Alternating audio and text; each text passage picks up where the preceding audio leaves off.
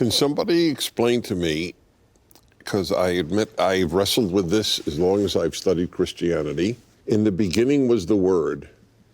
I've never fully understood that, especially if it harkens back to Genesis. I don't have an issue with it. Please understand, this is truly a question from ignorance. Is the Word, when God said, let there be light, is that the Word that's being referred to? To some extent, yes. The idea is to say, I think this is ultimately the Christian understanding, is to say that the God speaking is not created. When God speaks, it's not something else than Him. It is in some ways separate from Him, but also God. This is coming to love that Bishop Barron was going to talk about. That God speaking is His own being that is speaking into the world. And you would understand this in the Genesis context, is that there's an insistence on something like the primacy of the process that extracts the order that's good out of potential and chaos.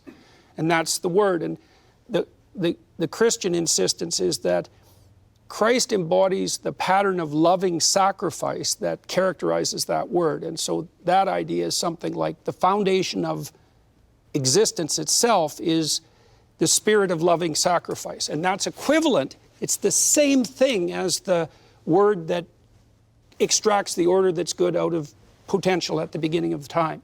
And one way of understanding that more prosaically, I would say, is that imagine the order that you establish in your family. If that little microcosm of the walled garden, your family, to the degree that you embody the spirit of loving sacrifice as a father, then you'll create out of the potential that's your family relationships, the order that's good. And it's sacrifice because, well, that's what you do on behalf of your children, right? You put them first, not you. You certainly put them first before your whims. You put what's best for them before their whims too. And so there's an upward aim in that, and all that upward aim is sacrificial. And then, well, then we get to the issue of what constitutes the ultimate sacrifice, which is partly what's explored in the gospel accounts. It's obviously explored in Abraham, because Abraham is called upon to make an ultimate sacrifice. But this is an extension in a different direction. Christ is a master at using short, mysterious stories. They change the listener who takes them seriously. The person that you do not think could ever be virtuous, well, let me show you. This is the person who is fulfilling the law and the prophets. I don't believe in that promise. I'll just be honest on this point. Then it hit me. I saw it. This Jew is very frightened of a post-Christian society. The power of love. I don't want to be in a Hallmark card, I tell you. We've got our work cut out for us, gentlemen. I sure hope we're up to the task. One thing I would say in response to your question is the Logos being talked about here is the interior word of the Father. So the word of creation is more of a word that goes out. But within the Godhead itself, there's an interior word. The Father has an imago of Himself that we call the Son. The Father and Son fall in love with each other. The mutual love is the Holy Spirit. So we would see from the beginning, this very text, there's a Trinitarian overtone. But it's the word that, in a way, precedes the word of creation. It's interior to God Himself. So the Word was God, as it says.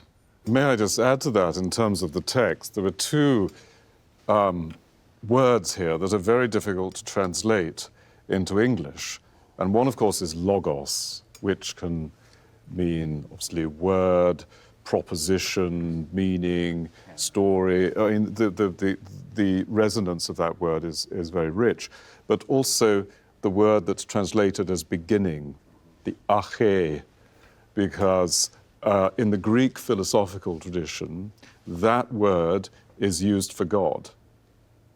So, and there are reasons why this should be the case, but the arche is a term which has a very powerful theological meaning within the Greek philosophical tradition. It's the first principle. It's the source of all reality. So one way of looking at this is to say, well, in the source, there was the Word. To say the Trinitarian reading, although that sounds like an absurd Christian introjection of a much later period, you could see that as making perfect sense with just these initial words. John.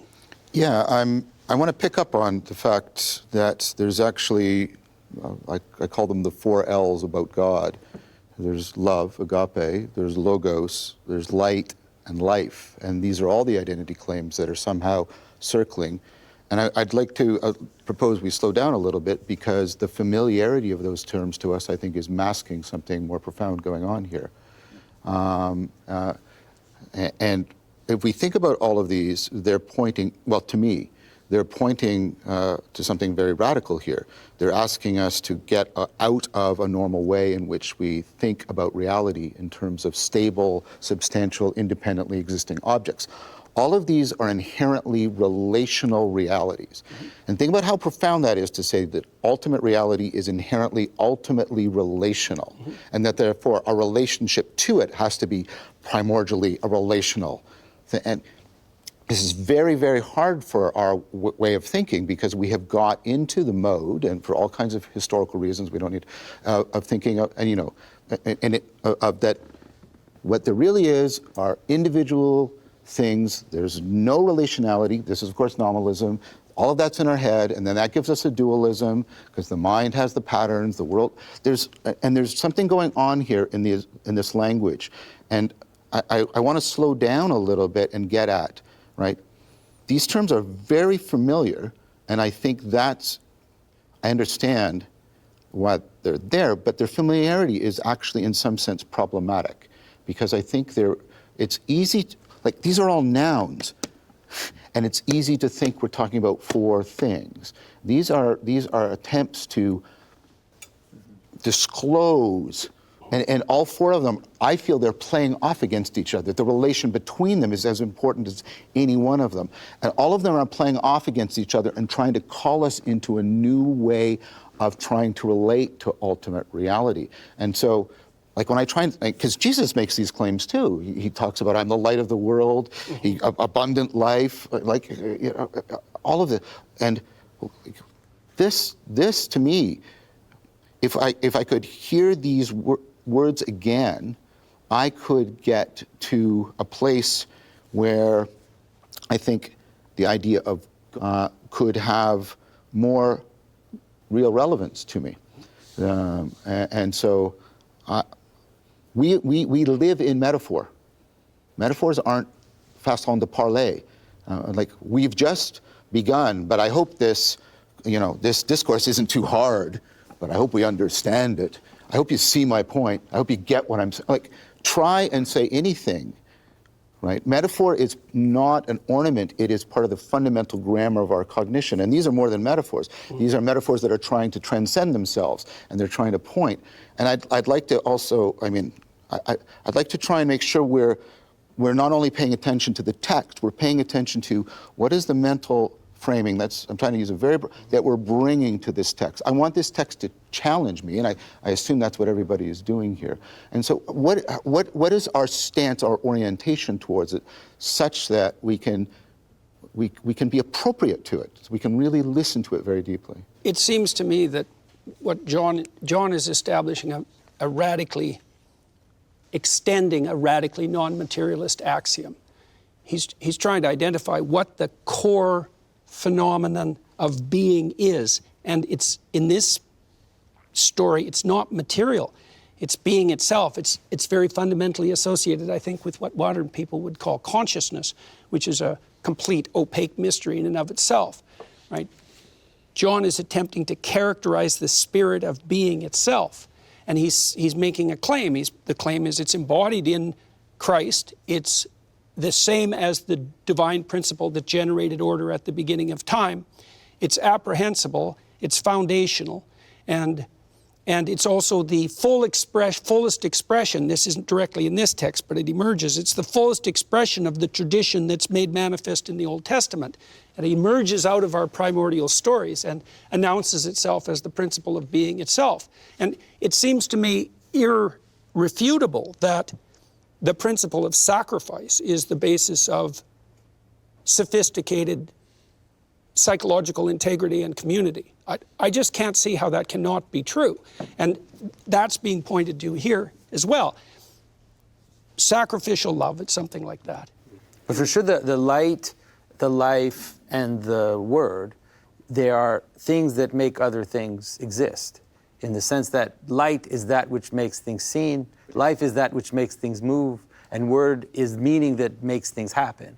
And so you can see that the analogies that John is putting together are there to say, like, if you don't understand what the word logos is, then light will bring you a little further. And if you don't know what light is, then life will bring you a little further. And like you said, it's not that one of those is actually describing anything, is that all of them playing with each other are pointing you to the mystery of the notion that there are invisible movers that make things move or make things happen, make things exist. I think that's helpful. But what I'm saying is, like, think about what we're saying here. Imagine going into a room of physicists and saying ultimate reality is love, light, logos, life, right? They're going to look at you and they'll either, well, that's very nice. It's a platitude, and they don't really believe it, right? But they act it out in their life. They should. But that's the point I want to make. But these things are not, they're not out there metaphors. You can't do science without these principles of intelligibility, right? They're right, and so I'm trying to wake us back up to. It's John's not making a scientific claim. I'm not saying that. That's ridiculous. But he's not saying something that's irrelevant to the scientific world. He's making a meta-scientific claim. Yes. Right. Thanks, James. That's exactly. And also, this can be easily trivialized. That's my concern here. This can be. Oh yes, that's very nice. Light. Yeah, light, love. Oh, we like love, right? This, like, imagine proposing that relationality is that from which things emerge, rather than things are that from which relations emerge. Can I just jump in? I completely agree with what you're saying. And you're very close to Joseph Ratzinger, Pope Benedict XVI. He said Trinitarian doctrine turned upside down the classical view. It said substance is primordial, relationship is accidental. Just the opposite. Ultimate reality is a relationship, hence the importance of in the beginning was the Word, and the Word was God. And take the next step. Aquinas says this, that a creature is he says, quaedam relatio. It's a kind of relationship to the Creator. It has to be. If it's coming into being every moment from nothing, the creature is a relationship. Then I'd link it to Jesus' ethical teaching. Why do you love even your enemies? Because it's not so much substance against substance, but all of us are, whether we like it or not, connected to each other through God. So I think that's really an absolutely right intuition. And it's the metaphysics of this opening line. I think it dovetails, too, within space and time. It's very interesting, Douglas, you said that the word for beginning is God, right? And so this goes into, John, the discussion of, well, what is a cup, right? A cup it's designed for a certain purpose. It is also the purpose, and the end of it is also what it's intended to be. And so there's a circularity too. In God was the Word, and the Word was with God, and the Word was God. That temporally, this is that same fractal thing that's also being expanded across time and space. That the meaning is embedded in the object as it exists. What its use is and what its end is are all simultaneous.